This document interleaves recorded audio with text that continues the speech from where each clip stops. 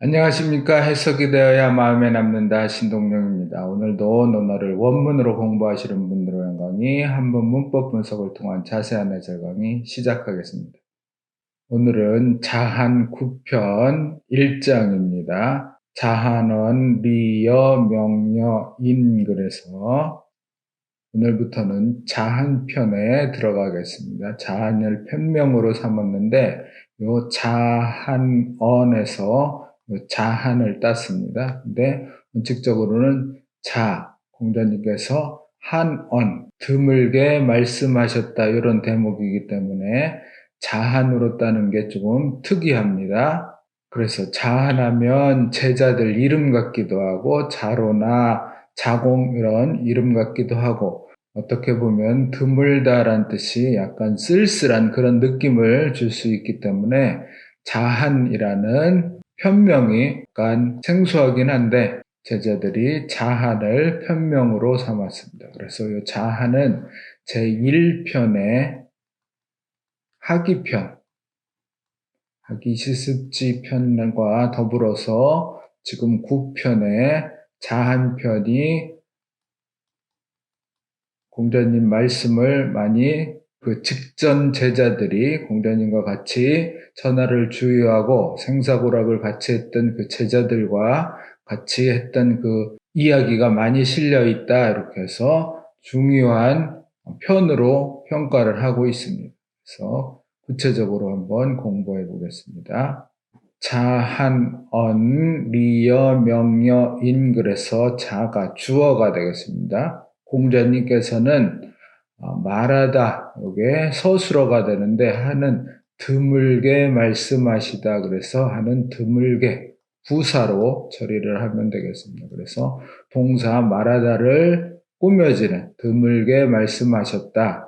여기 리여 명여인은 목적어다 이렇게 보면 되겠습니다. 그래서 리와 여는 더블여 요는 만리을 이자와 다르게 만리을 자는 문장을 연결하는 그런 역할을 하는데 여는 그냥 단어를 연결한다 이렇게 보면 되겠습니다. 그래서 리와 명과 인을 자주 말씀하시지 않으셨다. 드물게 말씀하셨다. 이런 문장으로 해석을 하면 되겠습니다. 그래서 문법 구조는 간단한데 용어들이 리와 명과 인이 추상적인 용어이기 때문에 해석을 어떻게 해야 될지 쉽게 떠오르지 않습니다. 그래서 이런 경우 주를 찾아보게 되는데 이황 선생은 경전을 공부할 때 주를 보지 말고 그 경전을 10번이나 아니면 100번이라도 스스로 읽고 생각해서 그 뜻을 알아내야 된다. 주에 의지하면 안 된다. 이런 말씀을 하셨습니다. 그런데 이런 경우는 어쩔 수 없이 주를 봐야 되는 형편이기 때문에 주를 보면 정자의 말을 이용해서 계리 이익을 계산하게 되면 즉 곧 의를 해치게 돼서 그래서 리에 대해서는 드물게 말씀하셨다. 또 명의 이치는 미에서 아주 은미해서 쉽게 드러나지 않고 깊어서 드물게 말씀하셨다. 그리고 인지도는 대해서 너무 크고 넓어서 또 쉽게 말씀하시지 않았다. 이렇게 줄을 달고 있습니다. 그런데 리는 해가 되기 때문에 말씀을 안 하셨고 명과 이는 너무 크고 뜻이 음미해서 말씀 안 하셨다. 이렇게 두 부분을 나눠서 이원적으로 보니 이게 좀 마음에 안 들었는지 리도 좋은 쪽으로 명과 인과 같은 부류로 긍정적으로 부정적으로 해석하지 말고 긍정적으로 해석해야 된다는 해석도 있습니다. 그래서 여기에서 말하는 리는 만인의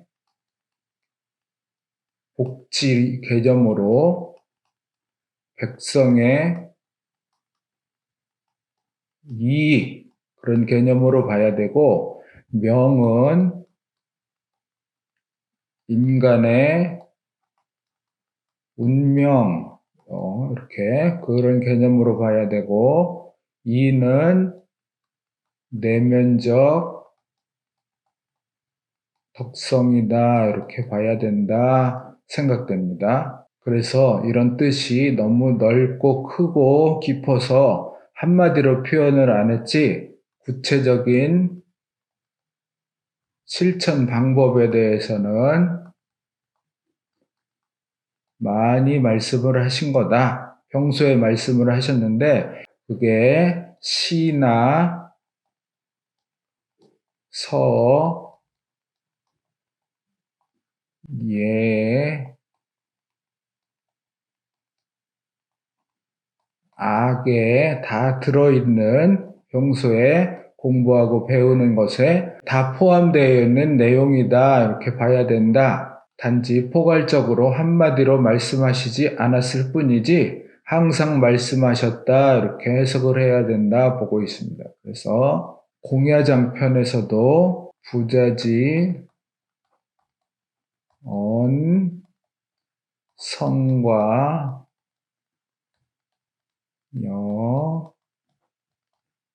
천도는 불가득이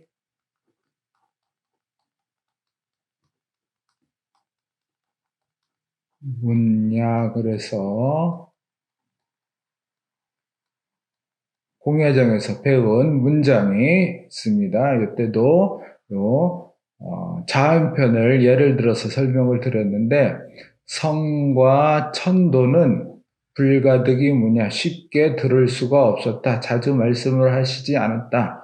왜냐하면 성과 천도는 항상 구체적인 실천 방법은 말씀하셨지만 그것도 한마디로 정의하시지는 않았다. 그렇게 해석을 해야 된다 하고 말씀드렸던 기억이 있습니다. 마찬가지로 오늘 배운 공자님께서 드물게 말씀하신 리와 명과 이는 왜 드물게 말씀하셨나? 추상적인 개념이라 쉽게 해석하기가 어려운데 너무 크고 넓고 높아서 한마디로 말씀은 하시지 않았지만 평소에 시서 집내에 포함되어 있는 말씀이기 때문에 한마디로 말씀을 하시진 않으셨다. 그렇게 해석을 해야 되고, 특히 리는 해가 돼서 말씀하시지 않았다 하는 그런 해석도 있고, 복지나 이익의 측면에서 명과 인과 같은 차원으로 봐서 해석을 하는 그런 해석 방법도 있다는 거